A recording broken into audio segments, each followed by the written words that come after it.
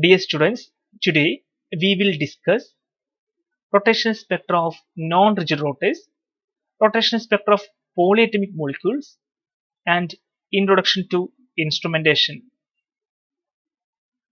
The bond in a diatomic molecule is not rigid one. Rigid bond is only an approximation. In fact, all the bonds are elastic to some extent. The bond length increases with J. That reflects that more quickly a diatomic molecule rotates, greater is the centrifugal forces that tending to move the atoms apart. The consequence of elastic bond is that when the bond is elastic, the molecule may have vibrational energy. That means the bond will stretch and compress periodically with a certain fundamental vibrational frequency that is given by omega bar is equal to 1 by 2 pi into root of k by mu centimeter inverse, where k is the force constant and mu is the reduced mass. If the motion is simple harmonic, the force constant k is given by k is equal to 4 pi square omega bar square c square mu, where omega is the vibrational frequency, c is the velocity of light in centimeter per second, and mu is the reduced mass.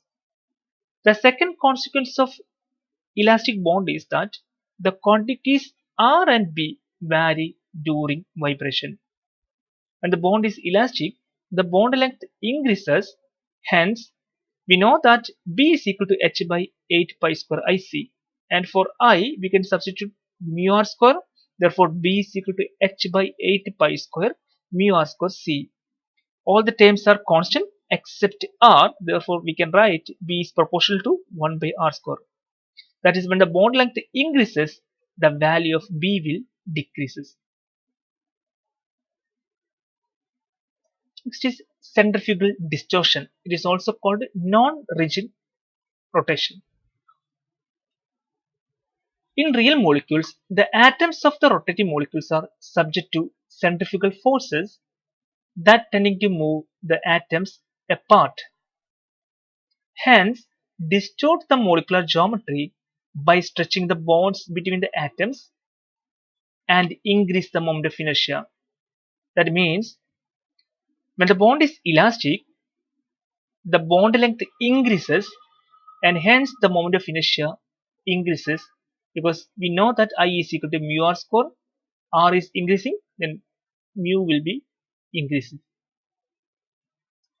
As a result of this kind of distortion, the rotational energy levels are lowered relative to the values of a rigid rotor as the angular momentum increases.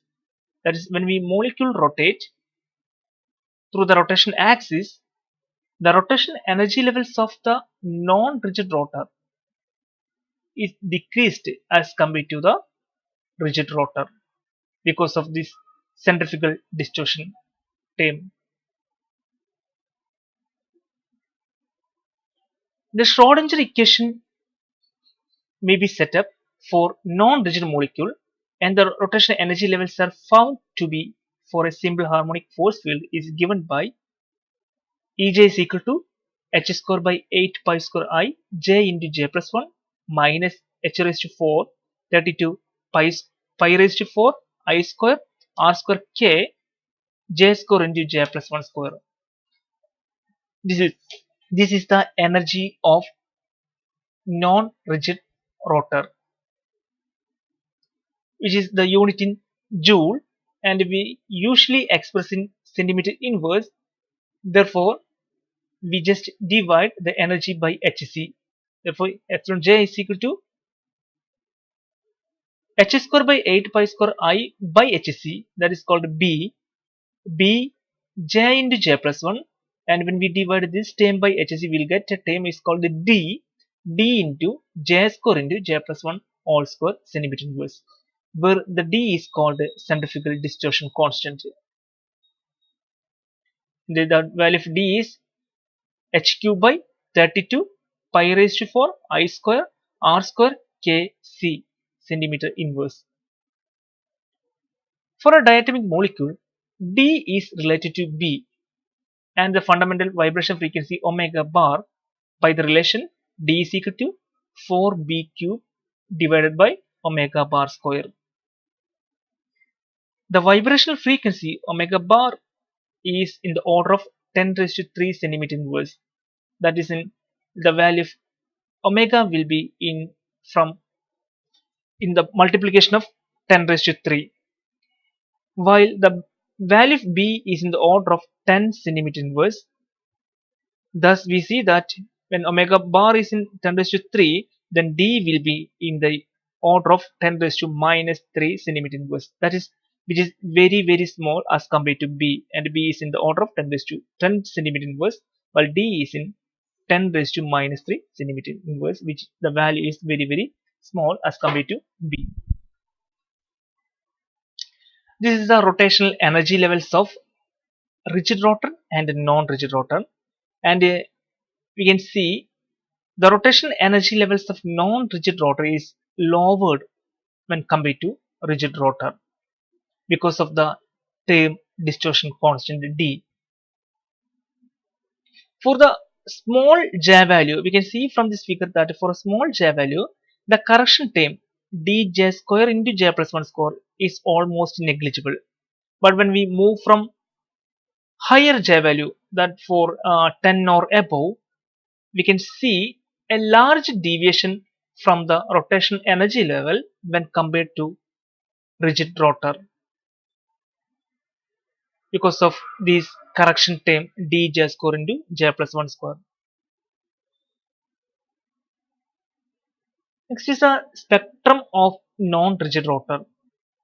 The selection rule of non-rigid rotor is same as that of a rigid rotor, that is equal to delta J is equal to plus or minus 1, and the plus 1 denotes absorption of radiation, and minus 1 denote emission of the radiation. So the frequency of transition from J to J plus 1, that is selection rule says that it can undergo transition from J to next higher level, or J to J plus 1, or 1 to second level, or 2 to third level, like that. So the frequency of this transition is given by epsilon J plus 1th energy minus epsilon Jth energy. Then we can substitute in this equation J plus 1 energy is given by B into J plus 1 into J plus 2 minus Jth level energy, that is B into J into J plus 1, minus the second part of the J plus 1 level is given by D J plus 1 square into J plus 2 square minus Jth energy, that is the J square into J plus 1 all square. Then we expand and solve, we will get this part. The first part is same as that of a rigid rotor, that is a 2b into J plus 1, and the second part is the distortion constant part, and then when we solve it, we will get like a minus 4d J plus 1 all cube. This is the frequency of transition from J to J plus 1 level. That is when molecule undergo transition from J to J plus 1, the amount of energy absorbed will be is equal to 2b J plus 1 minus 4d J plus 1 all cube in the unit centimeter inverse. So when we see that the spectrum of elastic rotor or non-rigid rotor is similar to that of a rigid molecule, except that each line is displaced slightly to low frequency, the displacement increasing with a J plus 1 all cube. So the figure shows the first one is the rotational spectrum of rigid rotor, and the first line we are getting at 2b, and the second is 4b, 6b, 8b, and they are equally spaced in case of rigid rotor. But in case of non-rigid rotor, there is a term, correction term, like a distortion factor.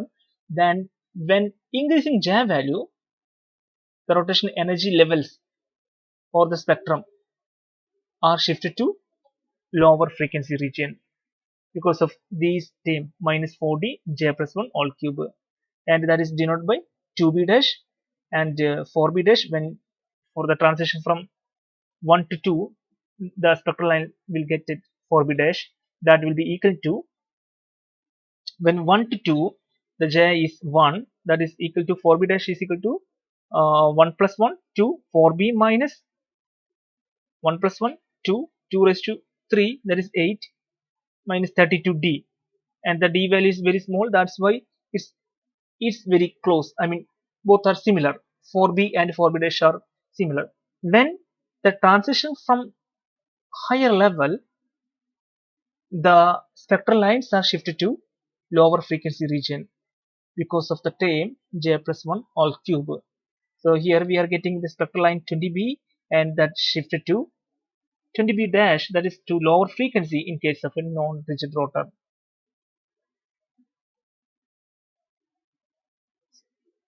Here is the information that get it from D, distortion constant. First one is it allows us to determine the J value of the lines in an observed spectrum using the equation 2b into j plus 1 minus 4d j plus 1 all cube, provided 3 consecutive lines have been measured. Secondly, a knowledge of D enables us to determine the vibrational frequency of diatomic molecule using the relation D is equal to 4b cubed by omega bar square. Knowing this vibrational frequency, the force constant can be calculated directly using the equation K is equal to 4 pi square omega bar square c square mu. Next, we are going to discuss rotational spectra of polyatomic molecules. So first one is linear molecule and second one is symmetric top molecule. In case of a linear polyatomic molecule, the atoms are arranged in straight line. Example, carbon oxysulfide, second one chloroacetylene. And the condition for a linear polyatomic molecule is that the moment of inertia about a bond axis is 0, that is I is equal to 0, and the end over end rotation and the moment of inertia about the end over end rotation at the plane of the paper and perpendicular to the plane are equal, that is IB equal to IC and I equal to 0 in case of a linear polyatomic molecule. The rotational energy levels of linear molecules are same as that of a diatomic molecule. But there are certain things to remember. The moment of inertia for the end over end rotation of a polyatomic linear molecule is considerably greater than that of a diatomic molecule. That is, the I value is greater for polyatomic molecule. Hence, the B value will be much smaller because B is equal to h by 8 pi square IC. I is larger, then the B will be smaller. Hence, the spectral lines are more closely spaced in case of a polyatomic molecule. Second is the B values of diatomic molecules are about 10 centimeter inverse, while for triatomic molecules the value of B is 1 centimeter inverse or less, or for larger molecules it is smaller. The third one is the molecule must possess a dipole moment if it to exhibit rotational spectrum. Thus, OCS, carbon oxysulfide, will be microwave active since it has permanent dipole moment. However, CO2 will not since it has dipole moment. The isotopic substitution does not lead to dipole moment because dipole moment depends on bond length and atomic charges, which are unaltered by substitution. Therefore, CO2 with isotopic substituents, that is 16O CO18, is also microwave inactive like CO2.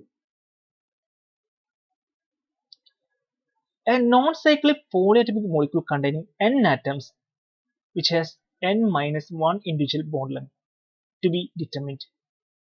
That is triatomic molecule OCS has 3 atoms, hence 2 bonds, 3 minus 1, that is 2 bonds have to be determined, that is RCO bond and RCS bond. But there is only one moment of inertia, that is end over end rotation of OCS. That is only one value can be determined from the spectrum. Now we are going to calculate the moment of inertia of OCS.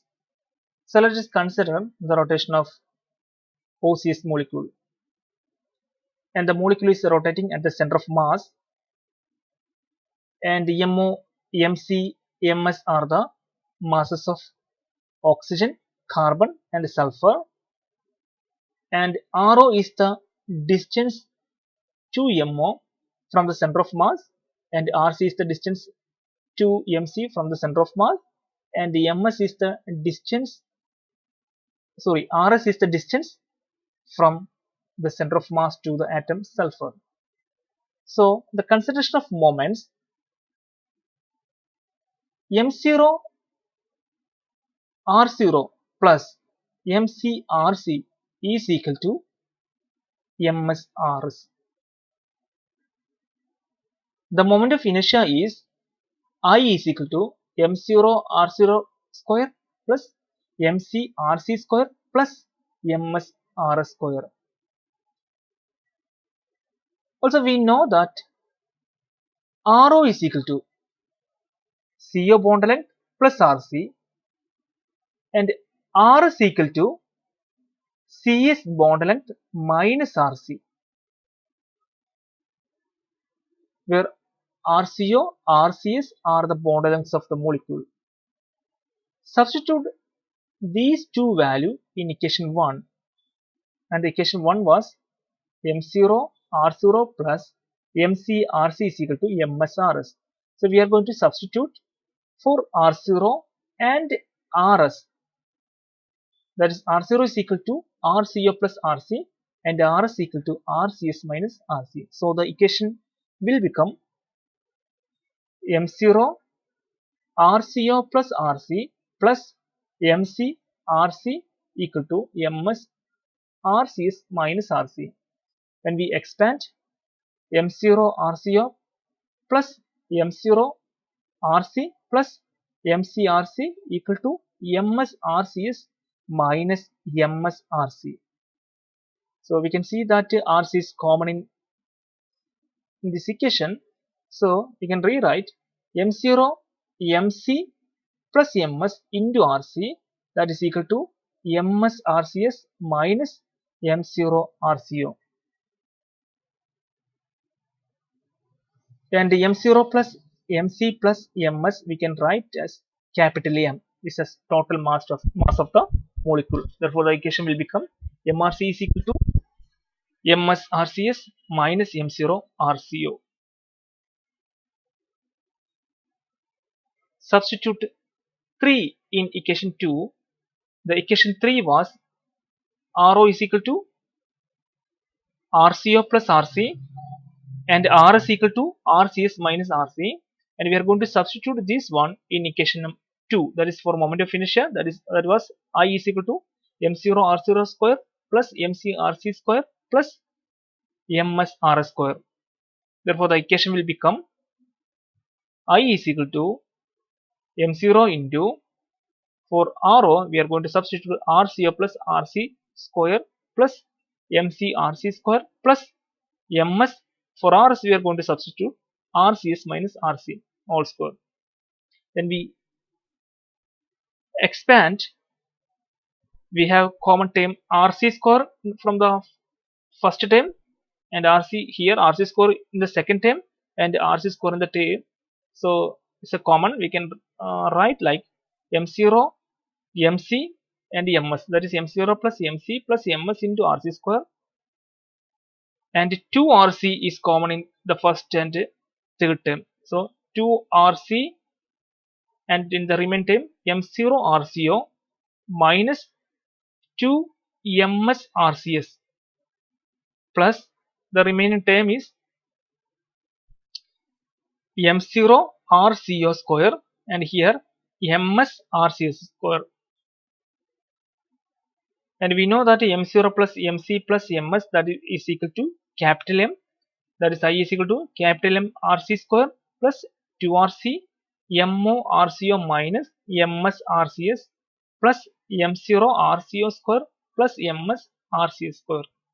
From equation 4, we know that MRC is equal to MS RCS minus M0 RCO. Therefore, RC is equal to MS RCS minus MO RCO by capital M. Substitute this value in equation number 5. Therefore, I will become M into, for RC we are going to substitute this term, M into MS RCS minus MO RCO by M all square plus 2 RC, we are substituting for RC, MS RCS minus MO RCO by M into MO RCO minus MS RCS plus MO RCO square plus MS RCS square. And we are expanding these two term, the 1 and 2, and we solving these first and second term, we can know that both the terms are same. That is, we can write like this is this m can be cancelled by each other. That is, this is m square and here is m, and we can cancel. Then the term will become here ms RCS minus mo RCO square by m, and the second term will become ms RCS minus mo RCO, or we can write like that mo RCO minus ms RCS all square divided by m into 2, and sign will be minus, because means we are taking MO RCO minus MS RCS all square. So the equation will become I is equal to, the last two terms are like this, MO RCO square plus MS RCS square minus MO RCO minus MS RCS all square by M. This is the expression for moment of inertia in case of osseous molecule. So now we are going to consider the isotopic molecule, since the value is not sufficient to calculate RCO, that is a CO bond length, and CS bond length. So we are going to consider isotopic molecule, that is, instead of O16CS we just going to consider like a O18 molecule.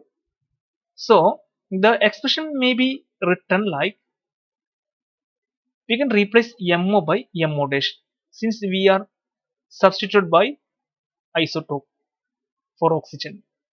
Therefore, this equation will, we can write for O18 molecule, O18CS molecule, that is I is equal to, for MO we are going to rewrite as MO dash. Therefore, the equation will become I dash is equal to MO dash RCO square MS RCS square minus MO dash RCO minus MS RCS all square by M dash. Now we can solve RCO and RCS, provided that we have extracted the value for I dash from the microwave spectrum of isotopic molecule. Not, we don't need to write RCO dash, since we assume that the bond length is unaltered by isotopic substitution. So in this expression we just calculated the moment of inertia from the rotational spectrum, and also we calculated the rotational spectrum of the moment of inertia for isotopic molecule. Knowing I and I dash, we can calculate the bond length RCO as well as RCS. Next is the rotational spectrum of polynuclear symmetric top molecule. In case of a symmetric top molecule, the moment of inertia about the bond axis is not equal to 0, and the end over end rotation are equal, but which is not equal to IA. An example is methyl fluoride. Here, in case of symmetric top molecule, there are two directions of rotation in which the molecule might absorb or emit energy. That is about the CF axis, that is about the bond axis, and another is perpendicular to this axis. And the moment of inertia about the bond axis is denoted by IA, and the perpendicular axis are denoted by IB or IC. Thus, we need two quantum numbers to describe the degree of rotation, one for IA and other for IB or IC. So, the two quantum numbers are, one is J, that to represent end over end rotation of the molecule, that represent total angular momentum, and the second quantum number is K, that represent angular momentum about the top axis, that is about the bond axis. For a total angular momentum J, K can have take values K is equal to J, J minus 1, J minus 2, etc. through 0 to minus J minus 1 minus J. That is, for a given J value, K can have a total of 2J plus 1 values. K can be positive or negative, that correspond to clockwise or anti-clockwise rotation about the symmetry axis. In case of a rigid symmetric top, that is, the bonds are supposed not to stretch under centrifugal forces. By solving the Schrodinger equation, we will get an expression for energy level of the rigid symmetric top, that is given by epsilon jk is equal to ejk by hc, that is equal to bj into j plus 1 plus a minus b into k square centimeter inverse, where b is the rotation constant that related to the moment of inertia about the end over end rotation, and a is the moment of inertia about the bond axis. That is b is equal to h by 8 pi square ib into c, and a is equal to h by 8 pi square ia into c. We can see from this equation that the energy depends on k square. That means that the energy is same for a given angular momentum.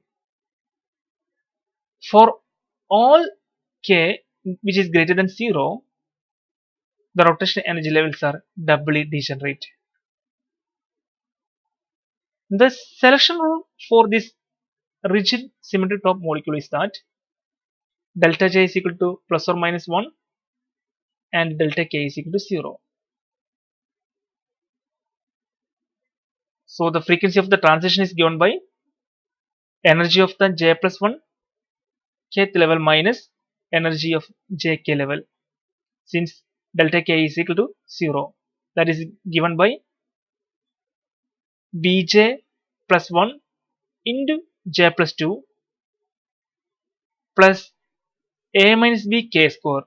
This is the energy of the J plus 1 level, and the energy of the J level is given by Bj into J plus 1 plus A minus B K square. We can cancel these two terms, A minus B K square, then we will get an expression like 2B into J plus 1 centimeter inverse. That is, the spectrum of rigid symmetric top molecule is independent of K, and hence the rotational changes about the symmetry axis does not give rise to rotational spectrum.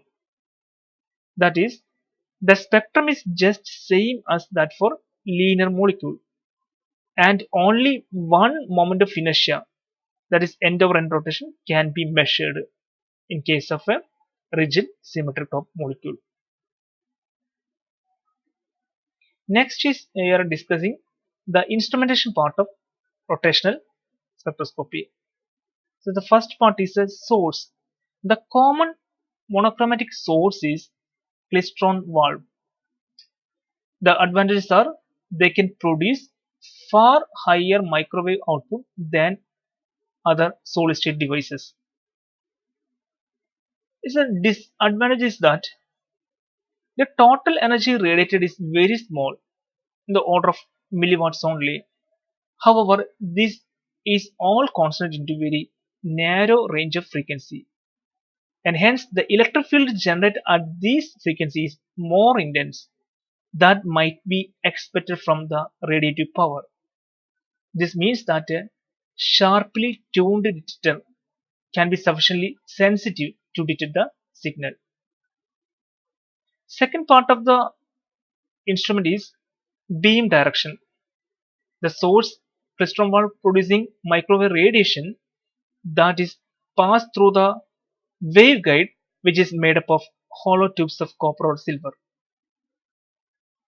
Atmospheric absorption is also considerable, so the whole system must be efficiently evacuated using a vacuum pump. This is the instrumental part of the rotational spectroscopy, and this is the source, and the radiation from the source is passed through the hollow tubes of copper or silver, and that interact with the sample, and normally the sample is in gaseous, that is retained in the piece of a evacuated waveguide by very thin mica windows, and very small pressures are sufficient to obtain the spectrum. And the atmospheric radiation or atmospheric vapors, inert gases that can be replaced using this kind of vacuum pump. And the fourth part of this instrument is a detector, and it is possible to use a radio receiver or a simple crystal detector are generally used as a detector in microwave spectroscopy. And these are the assignments all of you should solve and submit. Thank you.